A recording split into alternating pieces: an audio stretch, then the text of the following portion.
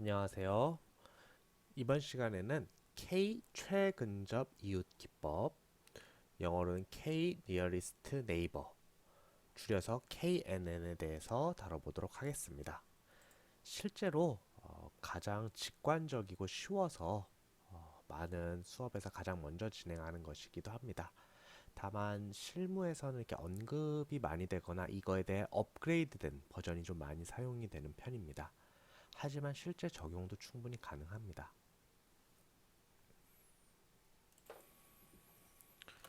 우리가 어떤 의사 결정을 할 때 인공지능처럼 어떤 걸 할까 말까, 좋다, 아니다, 이런 걸 할 때 가장 좋은 방법은요, 결국 다수결로 가는 겁니다. 그렇죠? 다수결로 가는 겁니다. 그래서 이 기법은 어떻게 사용이 되는 거냐면요, 이렇게 X축하고 Y축이 있고, 어떤 이런 식으로 값들이 있고, 또 다른 데서는 이런 식으로 값들이 있을 때 만약에 여기 놓인 숫자나 어떤 특징은 바로 이 검은색이라고 가정을 하는 겁니다. 가장 가까운 것을 지목을 하는 겁니다. 반면에 이번엔 뭐 여기쯤 있다. 그러면은 어디로 하는 거냐면은 요 거리보다는 상대적으로 요 거리가 가깝기 때문에 요거는 이 편으로 가져오는 겁니다. 즉 가장 가까운 몇 가지들의 과 사실상 같다라고 보는 것입니다. 그래서 K 최근적 기법이라고 하는 겁니다. 여기서 재밌는 것은 여기서 K가 무슨 의미냐면요. 실제로 의미가 없습니다.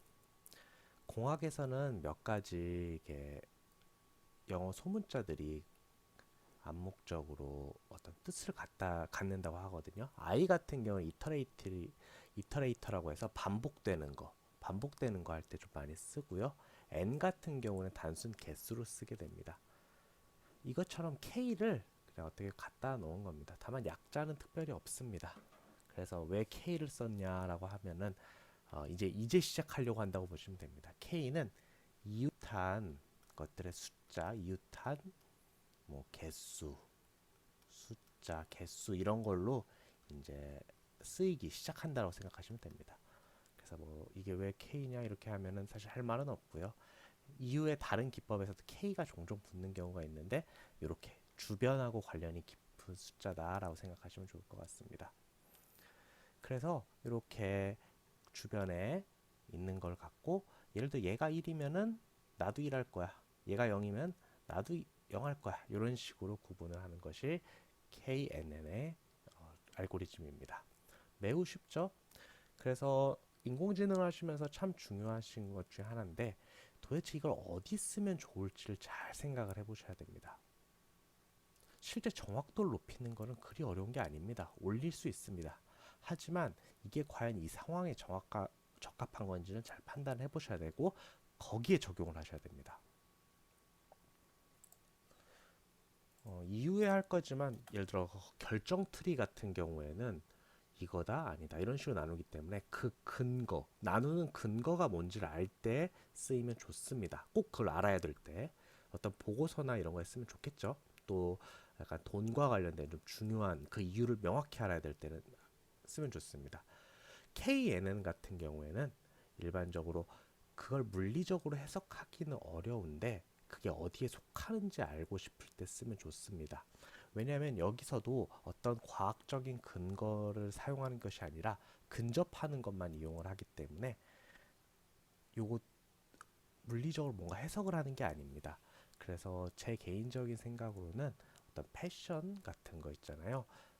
우리가 수학적으로 딱 떨어지진 않지만 어떤 명백히 분류를 해야 될 때 있잖아요. 이게 앞으로 좀 유행이 될 것 같다. 이런 걸 좋아한다. 이런 거. 그런 데 쓰면은 상대적으로 좋다고 생각하고 저도 실제로 그런 데서는 KNN 또 그거에 좀 진화된 버전을 쓰고 있습니다. 그래서 요거를 한번 진행을 해볼 텐데요. 실제로 기법은 이전 시간에 했던 서포트 벡터 머신 그 코드랑 거의 동일합니다. 그래서 이전에 했던 트레이닝 이런 것만 제대로 알아두시면 그 이후부터는 너무 쉽습니다. 너무 쉽습니다. 네, 코드를 해보도록 하겠습니다. 이전 데이터 그대로 가져와 봤고요. 이전 데이터에서 하나 특이한 점, 여기 사이클런에서 네이버스 거기서 K 네이버 클래시파이어를 가져오셔야 됩니다. 여기가 이전에는 이제 사이클런이고 SVM이었죠. 근데 여기 이렇게 바뀌었습니다. 할 때마다 이런 거 가져오시면 좋습니다. 그래서 요거 가져오시고 이전 이것도 데이터도 마찬가지로 가져왔습니다. 저번 그래프 그대로 한번 그려보겠습니다. 이렇게 인위로 나누기 쉽게 했습니다. 그래서 여기쯤에서 원래는 이제 스케일링을 해주셔서 이걸 맞춰주셔야 되는데 데이터가 애당초 좀 스케일링 돼서 그려놨기 때문에 일단은 그대로 하겠습니다. 여기쯤에서 스케일러 넣어주시면 좋습니다. 그래서 이런 식으로 구분이 된 데이터에서 실제로 이제 스택으로 데이터 스킬들을 이용하게 됩니다. 그래서 네이버 KNN 같은 경우에는 실제 이런 데이터에 씁니다. 이렇게 막 분류하긴 좀 애매한데 분류는 해야 되는 이게 물리적으로 뭔가 해서 이래서 나눠지는 거야 이렇게 얘기하기 어려울 때 그때 KNN을 쓰게 됩니다. 그래서 트레이닝 데이터, 테스트 데이터, 트레인 데이터, 테스트 데이터 다 이렇게 나누게 됩니다. 인풋, 아웃풋 나누게 되고 클래시파이어에서 요거만 바꿔주시면 됩니다. 클래시파이어로 나눠주게 됩니다. 그 다음에 여기서 하나가 더 들어가는데요. neighbors라는 게 들어갑니다. 즉 몇 개를 기준으로 할 거냐 이겁니다. 만약에 이게 두 개일 경우에는 그 근접한 두 개의 값을 가지고 거기에서 더 많은 거 하나가 1이고 하나가 0일 경우는 이제 안 되겠지만 뭐 그래서 3개 이상을 보통 하는 게 좋습니다. 그리고 그 홀수가 좋습니다. 나눠지기 좋기 때문에.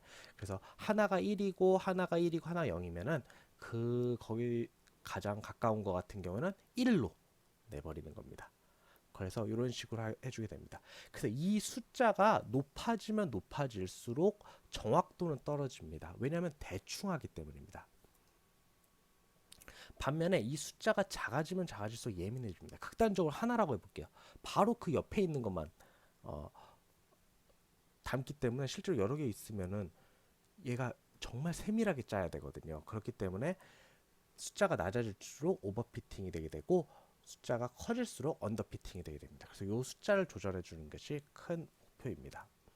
이거 한번 수치적으로 그림을 한번 보겠습니다. 여기 빨간색이 3개 있다고 쳐보도록 하겠습니다. 요 가운데 있는 거, 요 가운데 있는 거는 그러면은 당연히 빨간색으로 결론이 나야 될 겁니다. 이게 아까 네이버 3, n 네이버가 3인 것으로 지정이 된 겁니다. 반면에 n 네이버가 1로 한번 해보겠습니다. 물론 그렇게 쓰진 않습니다. 의미도 없고요. 극단적으로 이렇게 될 경우에는 여기 있는 거를 가장 가까운 거를 당연히 이런 식으로 내게 됩니다. 요 같은 경우도 이렇게 되게 되고요. 이제 여기보다 조금 더 가까워진 빨간색을 이제 여기에 이제 빨간색으로 칠해지게 되겠죠. 이제 여기도 빨간색으로 칠해드려.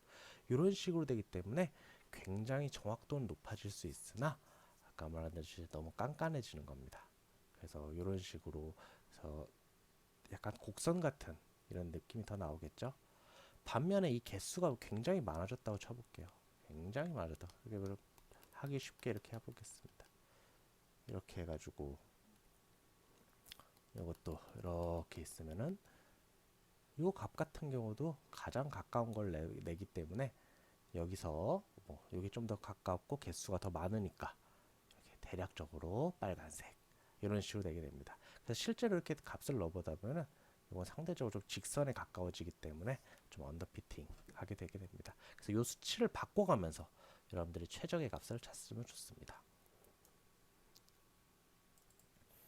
그래서 이렇게 클래시파이어에서 fit까지 해주셔야 됩니다. 트레인하고 트레인 아웃풋으로 모델을 만들었습니다. 모델을까지 딱 만들어지게 됩니다. 그래서 프레딕트 예측해 보겠습니다. 테스트 데이터를 해보고 테스트 아웃풋을 해보니까 값이 똑같네요. 그래서 이렇게 하기 좀 애매하면 실제로 이렇게 스코어, 요게 스코어라는 걸 써보시면 좋습니다. 그래서 이거 인풋하고 아웃풋을 이 모델에 넣어보시면은 이거에 실제로 정확도가 나오게 됩니다. 지금이야 모델을 너무 쉽게 만들어서 쉽게 이게 100%가 나오게 됩니다. 아, 참, 여기 주의하셔야 될 게, 여기다 트레이닝 데이터하고 트레이닝 아웃풋을 쓰시는 분들이 있는데, 이러면은 안 됩니다. 당연히 테스트 데이터로 이거를 검증을 하셔야 됩니다. 저번 시간에 했겠지만 살짝 보충을 하자면, 우리는 트레이닝 데이터로 모델을 만듭니다. 그래서 이 모델은 철저히 트레이닝 데이터에 맞춰져 있습니다. 그렇기 때문에 이 트레이닝 모델로 검증을 하게 되면 당연히 100%가 나올 수밖에 없습니다.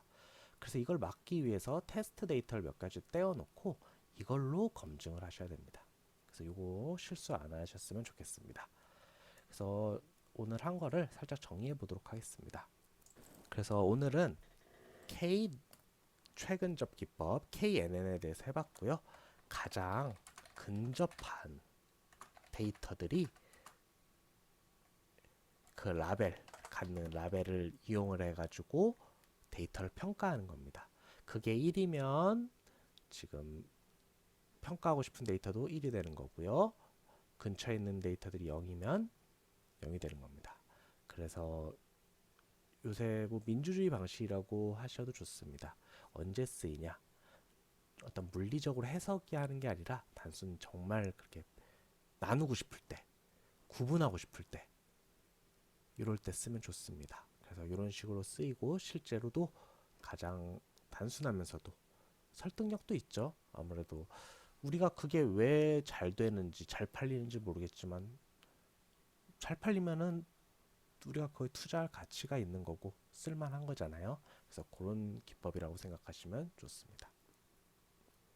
네, 오늘은 여기까지 하겠습니다.